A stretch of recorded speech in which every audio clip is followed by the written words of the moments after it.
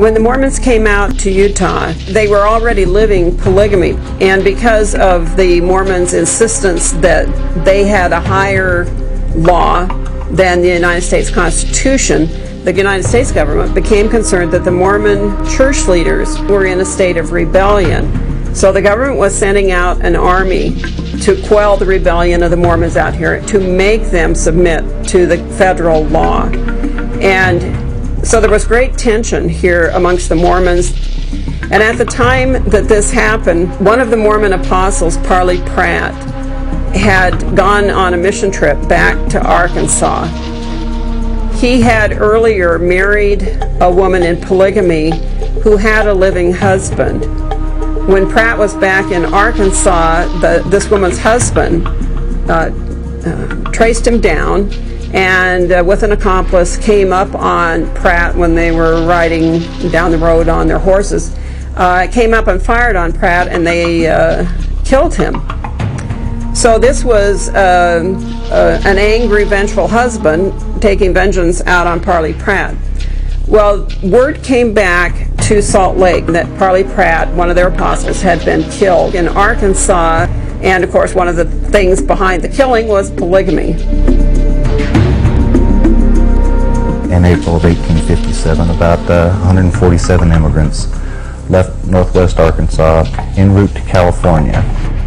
When they came through the territory, you had the Mormons already in this fever mode that they were at war with the United States government. Their apostle had just been killed back in the States, and they were in this fever pitch of rebellion against all these acts. So when this wagon train went through Utah, they focused all of this anger and frustration that had been building on this wagon train, and they held them accountable for the death of Parley Pratt. Of course, the Vancher Baker Party and the immigrants on that train had nothing to do with the assassination of Parley Pratt.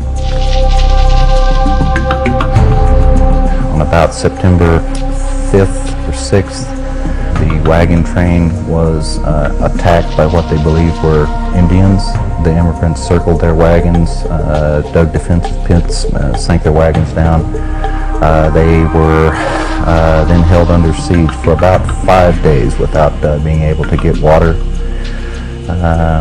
After that time, a gentleman named John D. Lee approached the camp under a flag of truce, offered them safe passage if they would agree to lay down their weapons.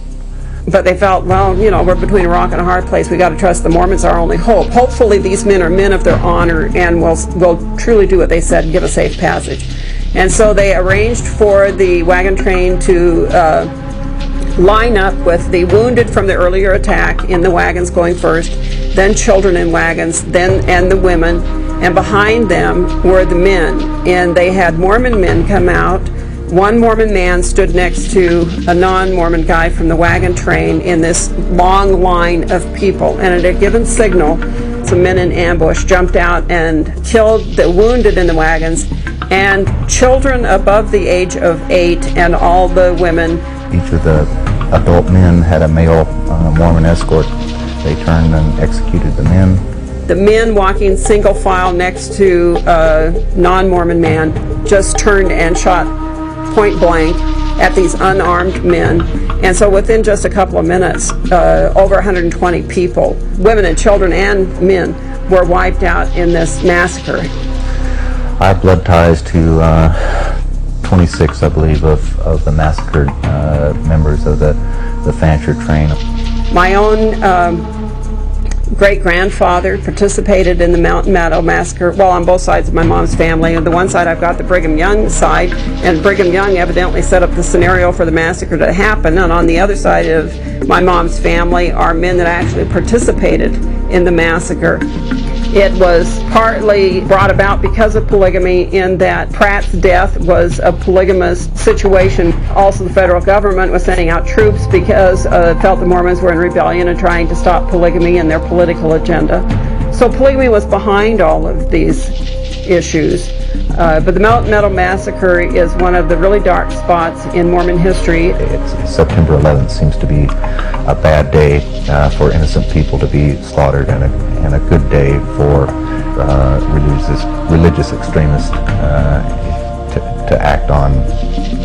I can't even fathom what would bring people to kill the men, maybe, to kill the women and children, and then to do it so cowardly as to offer them safe passage and have them lay down their weapons, and then to portray